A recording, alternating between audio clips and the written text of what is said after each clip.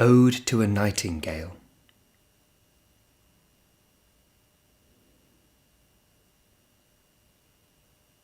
My heart aches, and a drowsy numbness pains my sense, as though of hemlock I had drunk, or emptied some dull opiate to the drains 1 minute past, and Lethe-wards had sunk. 'Tis not through envy of thy happy lot, but being too happy in thine happiness, that thou, light-winged Dryad of the trees, in some melodious plot of beechen green and shadows numberless, singest of summer in full-throated ease. Oh, for a draught of vintage that hath been cooled a long age in the deep delved earth, tasting of Flora and the country green, dance and Provençal song and sunburnt mirth.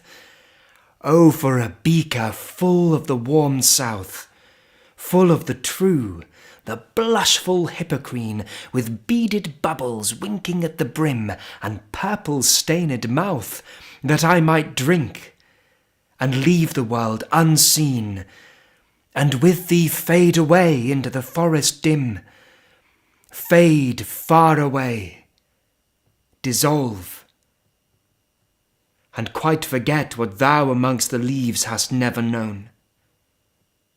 The weariness, the fever, and the fret here where men sit and hear each other groan, where palsy shakes a few sad last grey hairs, where youth grows pale and spectre thin and dies,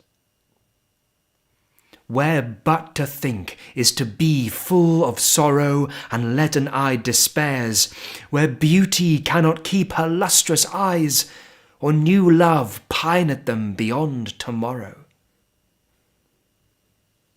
Away, away, for I will fly to thee, not charioted by Bacchus and his pards, but on the viewless wings of poesy, though the dull brain perplexes and retards.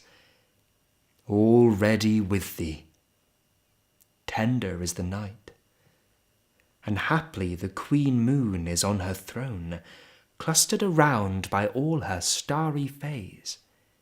But here there is no light, save what from heaven is with the breezes blown through verdurous glooms and winding mossy ways.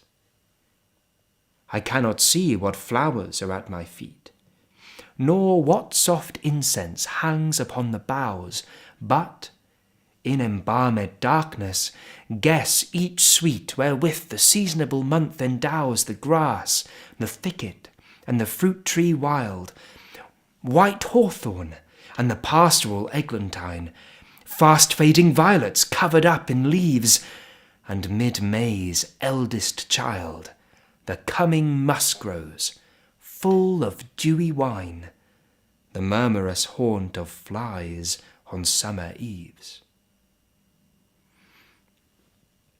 Darkling, I listen, and for many a time I have been half in love with easeful death, called him soft names in many a mused rhyme, to take into the air my quiet breath.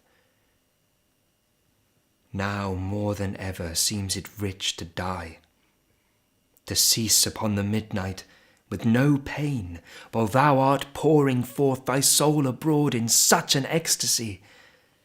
Still wouldst thou sing, and I have ears in vain, to thy high requiem become a sod. Thou wast not born for death, immortal bird. No hungry generations tread thee down. The voice I hear this passing night was heard in ancient days by emperor and clown.